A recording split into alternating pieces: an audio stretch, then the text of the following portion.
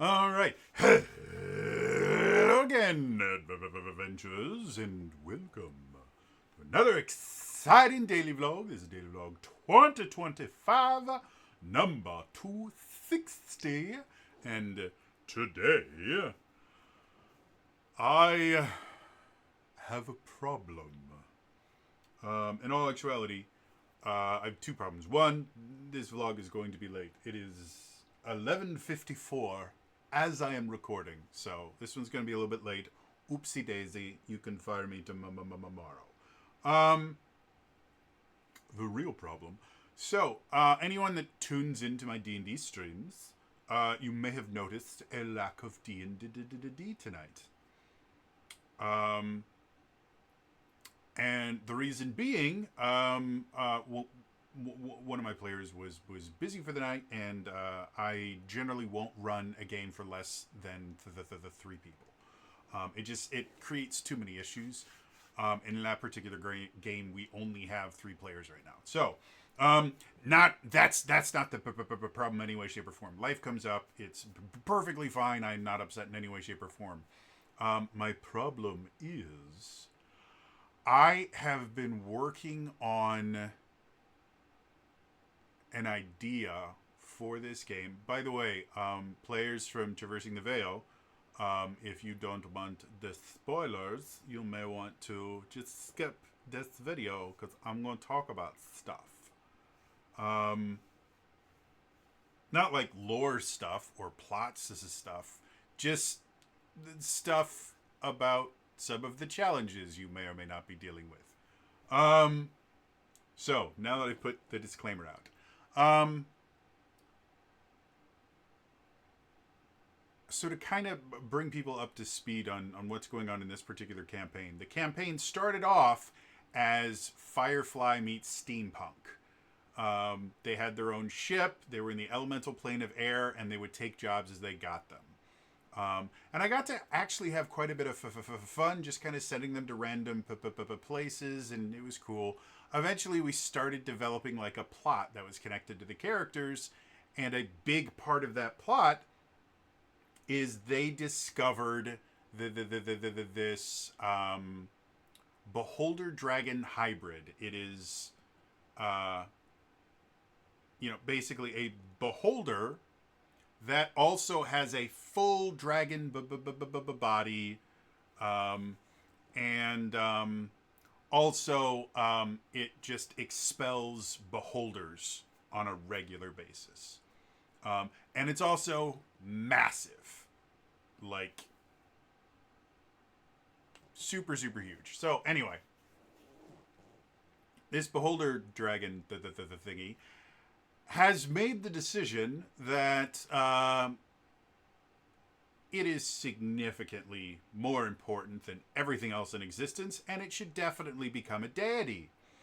Um, and so it's also extremely powerful, and again, it spawns beholders. So it has this literal army of these massively superpowered monsters that it can just make more whenever it wants. So it's slowly taking over the elemental plane of air, and it's going to go for the other elemental planes, and then eventually go for all of existence. Um, that being said, the players are trying to fight against it, and in that fight, they found an artifact that they didn't know what it did, but they were told to use it as a way to escape from this invasion of one of the cities that they're in. And by using it, they kind of got unstuck in time and space, and they keep kind of leaping to different places. Um, that in and of itself has been tons of fun because I've been able to bring up backstory stuff, and we got to see baby versions of two different characters. That was lots of fun. Um, so yeah. Well, what's happened now is they're in a place where they met a relative uh, of one of the player characters that unfortunately um, got their soul stolen by a thing. I think it's called like a death Drinker or Death Breather or something like that.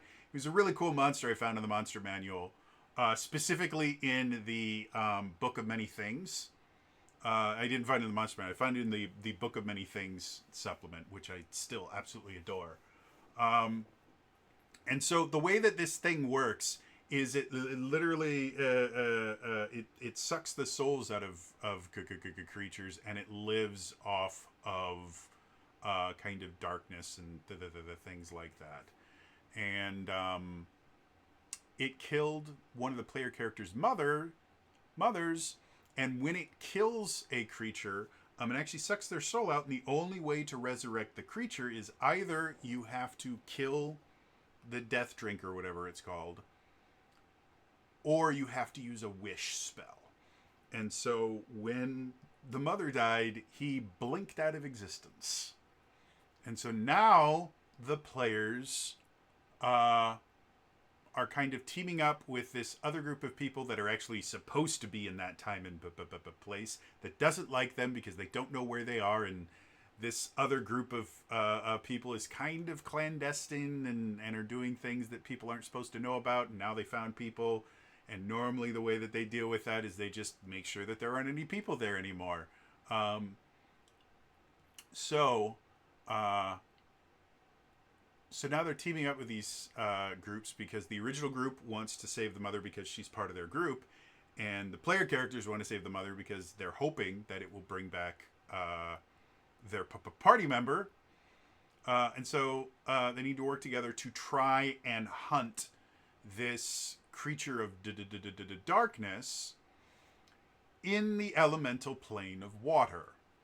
And in my version of the elemental plane of water, it is all water all the time.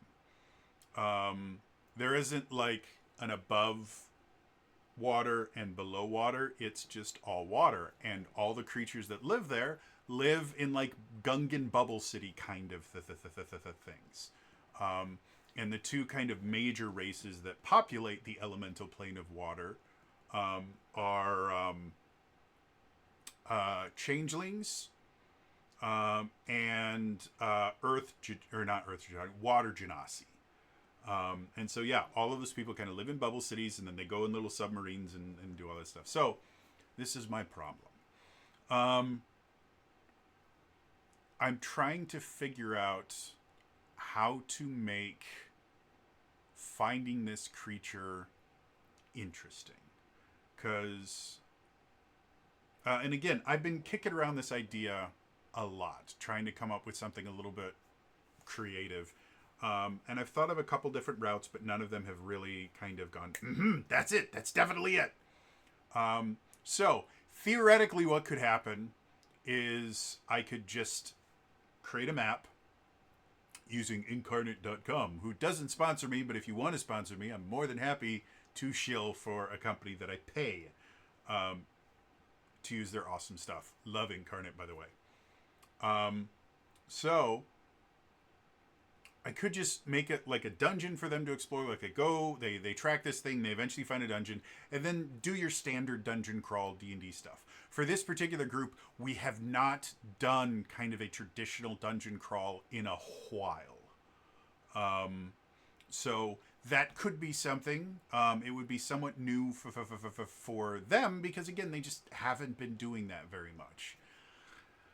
But that's, I don't know, it just seems kind of boring to me. And so I started thinking, well, what if, instead of them just finding it, what if I created some sort of challenge for them to locate this creature? And I've been kind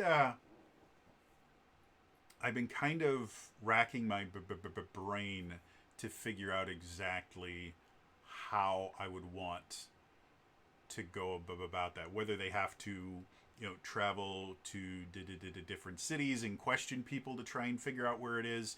Whether they have to try and like literally track it, and how I would do that with skills challenge to make it feel like more than just, oh, I rolled a high number on the clicky math rock and I win. Like, I want this to be something that requires conscious thought, and still feels satisfying for them, if they're able to overcome it. Or just doing something completely different that I haven't been able to think up yet. And so that has been kind of my quandary. And so I figured, since I didn't really have a topic to talk about today, I would bring it up to all of you. Like I said, the traditional dungeon crawl type thing, I myself, I like dungeon crawls. I think they're a lot of fun, but they tend to be relatively combat oriented, which I don't tend to do. And the other kind of problem with a dungeon crawl is it's a lot of work for me, because not only do I have to create the map or find a map, which I have been doing a lot recently, but also because there's lots of really awesome map makers out there, like, and then you just pay them and they let you use their maps. It's really, and they're a lot better at it than I will ever be in the entirety of my existence. So so either I have to find a map or I have to build a map. And then in addition to that, I have to populate each one of the rooms with either a combat encounter or puzzles or things like that. Like, it's a relatively high prep time thing, and I am currently already doing that. My other campaign, The Legend of the Three Kingdoms, is getting to the end of the campaign. In the end of this particular campaign, they've basically been fighting my version of Dracula / Strahd. And they've gotten to the point where they're about to kind of confront him in his castle, which is called Tormund Rift. So the final leg of this adventure is going to be a massive dungeon crawl that I've already started designing the map for and everything like that. But again, like, that takes a lot of time and effort for me to build. And so I'm not sure if I want to also do a dungeon crawl where it will require me to do even more effort and work, and my brain really doesn't react well to that. So there's that idea. The whole tracking the thing. There's a book that I can never remember what it's called, but I bought it on D&D Beyond because it's basically Monster Hunter, but not. Like, what's it called? What is this called? There we go. Helania's Guide to Monster Hunting Part 1. If you want to try something different with D&D 5th edition, this is a fantastic book. I actually used one of the hunts that they put in here for The Legend of the Three Kingdoms, for their final kind of boss before going up against the big baddie. I used one of the hunts in here for it, and it was massively fun. I had an absolute blast running it. So in here, they kind of have a guide on how to create monster hunt type the things, where instead of just, oh, we find a monster, then we kill it. No, an actual, like, hunt where you have to find out information about the creature and all this other stuff. Like, they have a really, really nice guide on this is how you can build your own really interactive, really fun monster hunt with tracking and information gathering and prep work and all these other things. And they also have some rules for how to chop up those monsters and turn them into armor and weapons, because of course. So I thought about doing something along that line, to make, again, just to make this feel a little bit more epic and interesting. Because I like to challenge my players, and I also like to vary what we're doing, so that different players can kind of get the spotlight every so often, and different play styles can get a spotlight every so often. So yeah, interested to hear your guys' ideas. Like I said, right now, the problem they have to solve is a monster that is made of darkness and is mostly invisible until it tries to kill you, has just escaped into a giant ocean. And they've got to find a way to track it down because they need to get the soul to save one of their friends. So if you guys can come up with something more interesting than either they find the lair and they have to go through a little bit of a dungeon crawl, or we do a full-on Monster Hunter style hunt for it with prep work and all that other stuff. If you guys can come up with something other than that, or come up with ideas that would fit into one of those two things, feel free to leave those in the comments below. Yeah. And then again, in addition to this thing that I have to do, and this is why I generally do large bits of prep all at once, so that I don't have to do prep work for like months. And this particular thing came up kind of unexpectedly due to some other stuff happening, and I had to kind of change the story around to fit some things that were going on. And so this is kind of last minute prep for me. Anyway, so yeah, that's what I'm going through right now. So it's a little bit of a blessing in disguise that we couldn't play tonight, because it gives me more time to kind of plan and create something fun for the players. But like I said, give me your ideas. Yeah, it's all for me today. I will see you guys next time. All right, bye bye.